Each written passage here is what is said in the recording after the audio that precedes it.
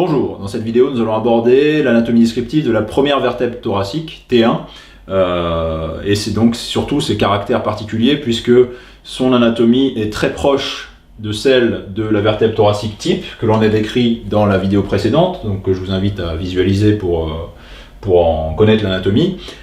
Et là, justement dans cette vidéo, on va rapidement aborder les particularités de T1. Alors elles sont peu nombreuses, elles sont situées principalement au niveau du corps, de la vertèbre, sur la face supérieure et la face latérale. Donc, quoi de mieux qu'une vue latérale pour représenter ces particularités de T1.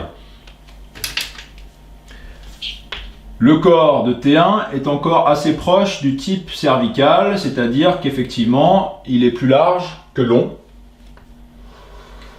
Et à sa face supérieure, il va présenter des crochets, des incus qui vont s'articuler avec les faces biseautées de C7. Donc, je vous renvoie pareil à l'anatomie de la vertèbre C7. Voilà. Comme ceci.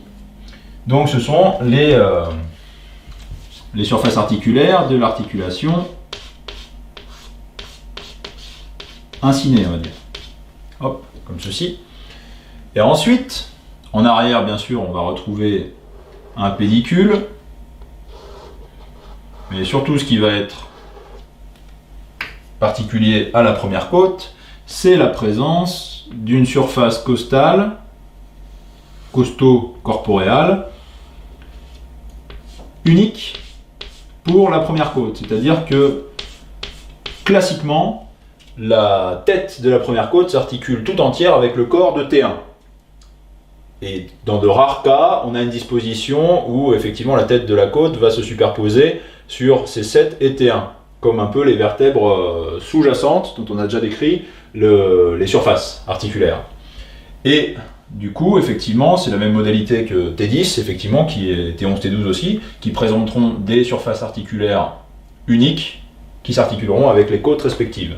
Et on a ensuite une légère hémifacette, voire presque un quart de facette, qui répond donc à la tête de la deuxième côte, qui s'articule principalement sur, effectivement, la deuxième vertèbre thoracique. Et pour le reste, eh bien effectivement, on est sur une vertèbre qui transitionne progressivement du rachis cervical au rachis thoracique. On avait vu que, effectivement, alors je ne l'avais peut-être pas dit dans la vidéo de C7, mais effectivement, l'inclinaison des surfaces articulaires au niveau de C7, des surfaces articulaires supérieures de C7, était environ à 10 degrés d'une ligne horizontale, et donc était quasiment plan par rapport aux vertèbres cervicales précédentes. Et du coup, effectivement, donc, voilà, 10 degrés, et donc à partir de là, à nouveau, le plan d'inclinaison des surfaces articulaires supérieures et inférieures, donc, par ricochet, enfin par conséquent, va à nouveau se verticaliser. C'est-à-dire qu'on va progressivement avoir un angle supérieur à 10 degrés avec l'horizontale, à ce niveau-là.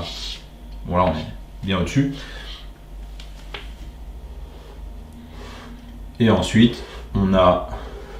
Bon, C7 avait déjà amorcé la présence d'épineuses longues et obliques, mais on n'est pas encore dans une obliquité digne de T6. On est encore sur une apophyse épineuse, relativement horizontale, dont l'obliquité n'est pas trop marquée, et qui constitue un repère palpatoire important pour repérer la charnière cervico-thoracique.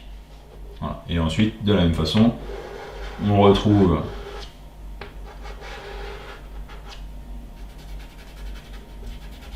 une apophyse transverse